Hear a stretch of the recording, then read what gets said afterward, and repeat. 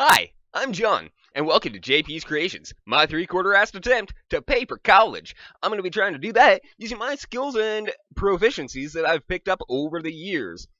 One of which happens to be with this fancy magical item that is a laser cutter. It can vaporize its way through paper, plastic, wood, flesh. Really wouldn't recommend the last one because it smells terrible. But to each their own. You do you, buddy. You do you. Today, I got something cool. Check this out.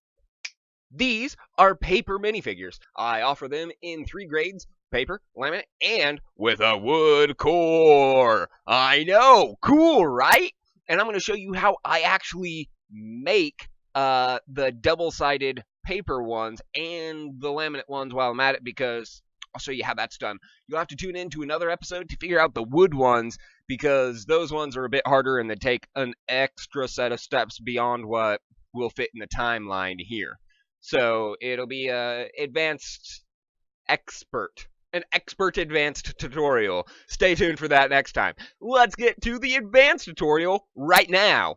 The requirements are, first off, art that has a front side and a back side. You could use 2 just random images.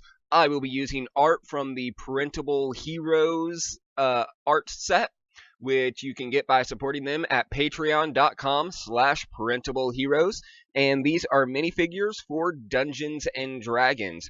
For those of you that are not D&D types, you can also imagine doing this with other images or artwork. Like, for instance, if you were to say, set up a camera on one side of a person and another camera on the other side, snap both of those images, you could then make a piece of, make an image that has the front and the back, or left and right, however you do it.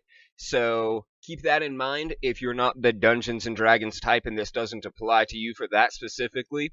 If, imagine what other art you could do with it.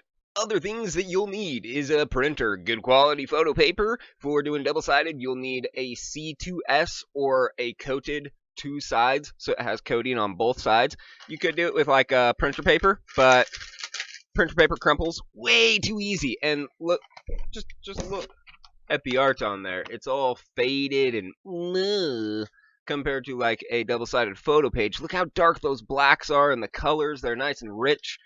Use a photo page, you won't regret it. And then if you really want, you can optionally have laminate, which will up the durability of your prints. However, not required, but +2 durability. Next thing that you're going to need is some cutting equipment, because you're going to have to cut these out once they're all printed. You could use scissors, a mat knife, X-Acto, or, my personal favorite, a laser! That's right, concentrated light energy into a point so small that it can actually vaporize through material!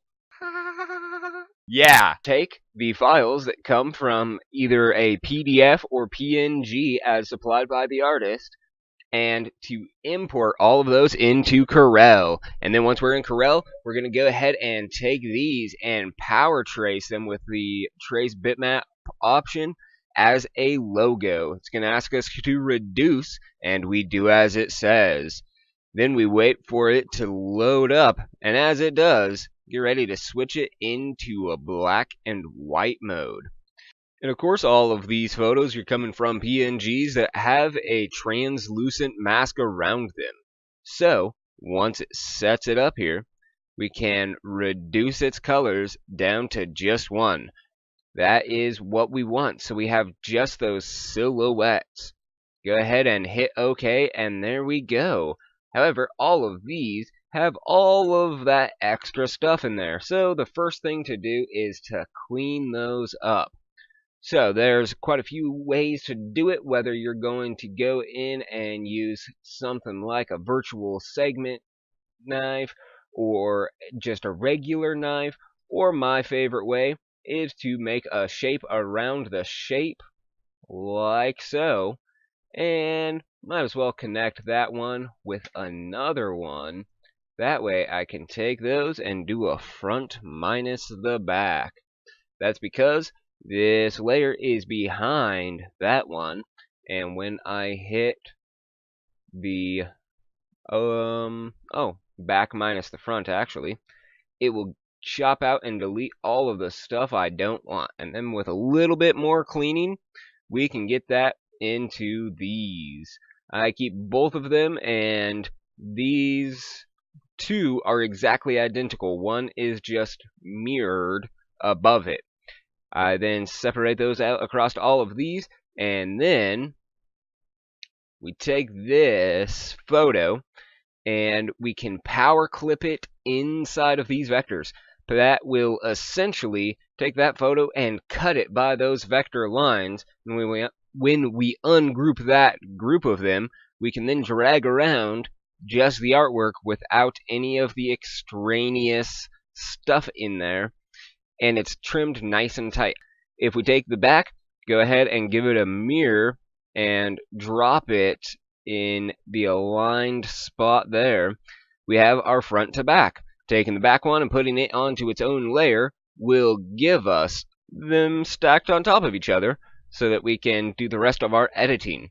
So there we go. We have the front on one layer, the back on another, on top of each other. The next thing to do is to go through and add a contour.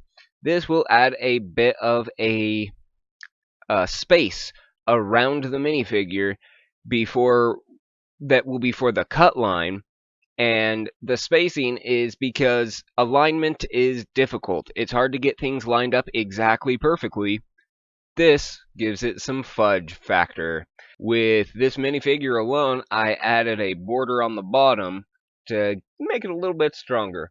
The contour tool is a very powerful tool in Corel. It's hidden over here under this setting, and we're going to flow these outward to an amount of 2 millimeters because I happen to like that size. And when we hit enter on the flow outwards, it will add that in. Bada bing. There's what that contour looks like. And then for us to use any of those contours, we have to break it apart from the curve that it was made off of. There we go. Right click, break apart, or Control K. Once it's broken apart, you can get rid of the one on the inside and add a tab. The tab gets linked to it, bloop, just like so. And once I'm done with all of those, I copy them over and make it into the cut layer. And then, because the laser leaves a little bit of a charring on the top of this if I leave them white, I fill them in with an extra background layer. That could be made any color that a person chooses. I happen to choose black on these.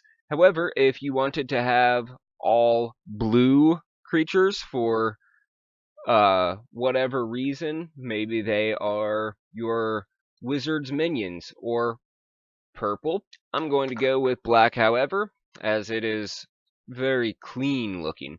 Once you have all of these, you're going to have to move them and align them onto a print page. Something kind of like this. Now this is the way I do them.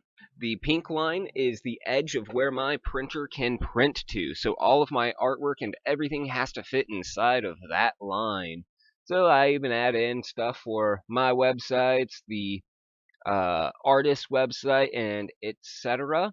And then I take those and I move them off into pages so they're ready to print, making a copy on one page for the front and the next page for the back. Then, to make sure that the backs actually line up with the fronts, these need to be mirrored.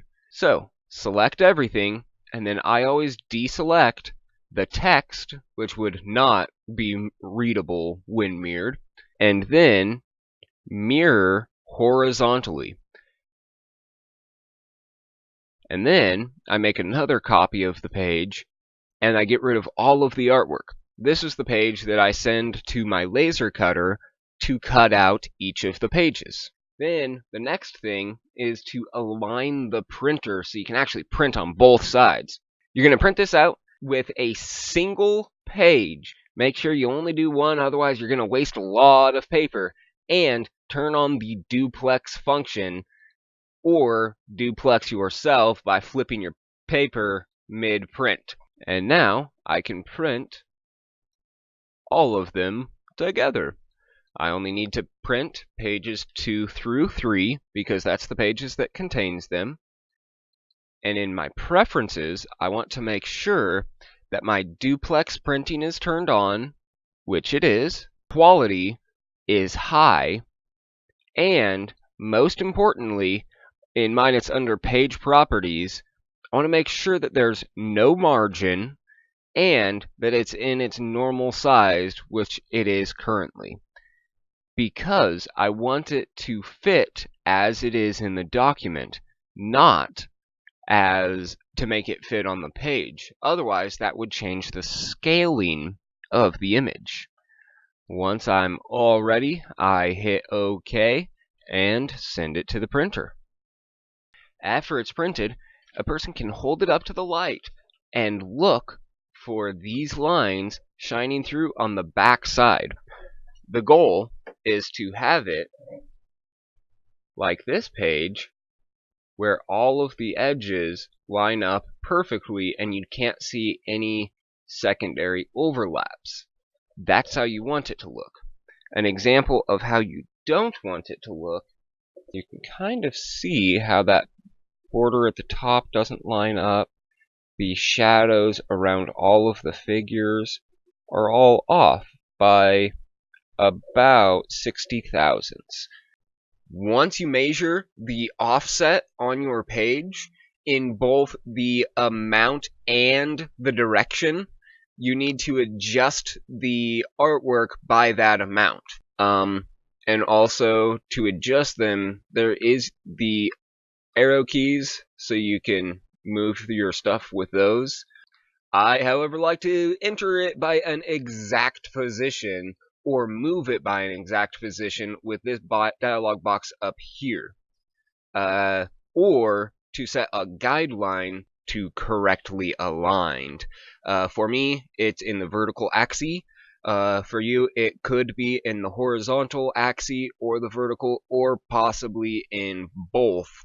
So just account for it however it appears, and as long as it's consistent, you'll be golden. If it's not consistent, well, then,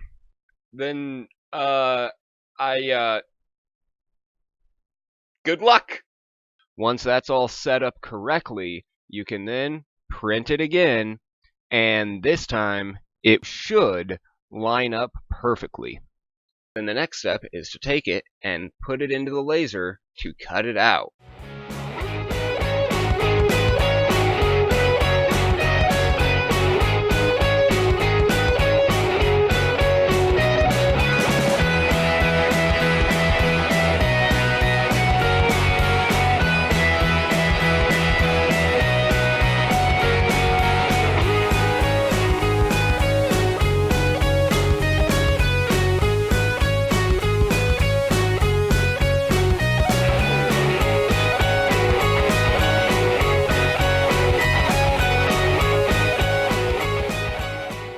I cut mine so that they always have small little tabs where it didn't cut out, so that it can then be freed out from the page. That way, it's easy to handle them, and here's what those look like from a glossy photo page.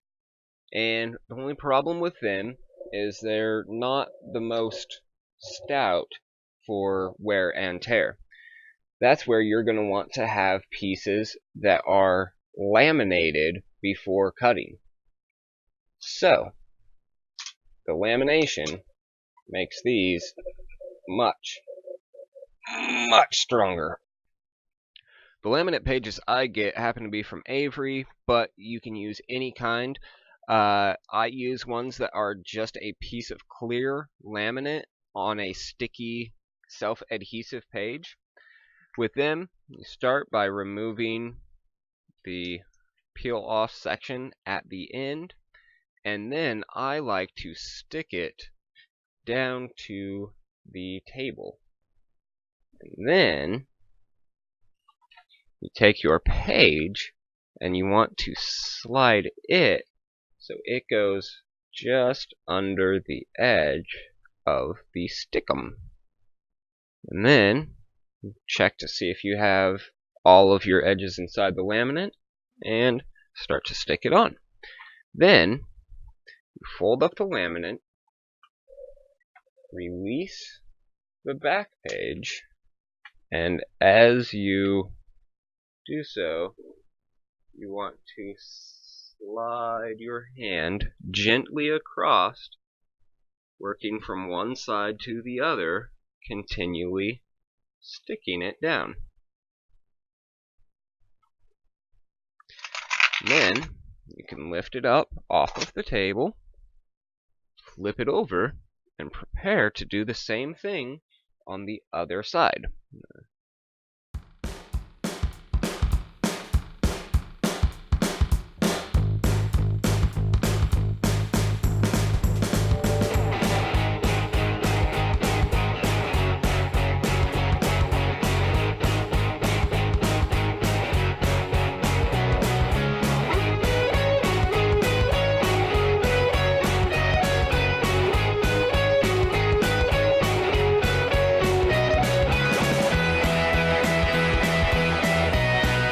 Let's finish off with some durability testing on these laminated minifigures.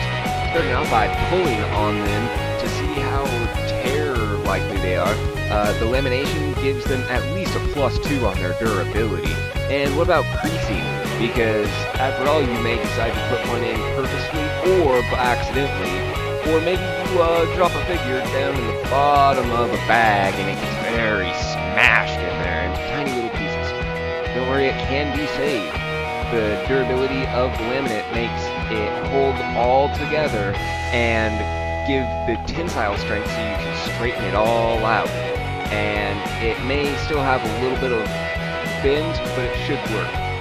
If you're wondering about bases, these are the type that I use, and I'll be doing an entire video on making bases. As far as liquid, you're able to have liquid exposure without long-term damage unless you have long-term exposure. Otherwise, it just runs off the laminate nice and easily. If you want to make your own minifigures that use this exact set of art, go to patreon.com/rentableheroes, and you have to give the artist some money and support them, and then you'll get access to the artwork that you can print yourself. Or if you don't want to print it yourself, you just want the minifigures that are there, ready for play, then give me some money, and I'll give a cut to the artist so they still get supported. JPsCreations.com is the source for already pre-printed manufactured minifigures. Make sure to tune in next time for how to do pages that have wood core. These are extremely strong, robust, and they even have the ability to inlay magnets the thickness of the wood inside of the piece of wood so that you could show a figure being grappled or climbing on top of another figure, anything of the sorts.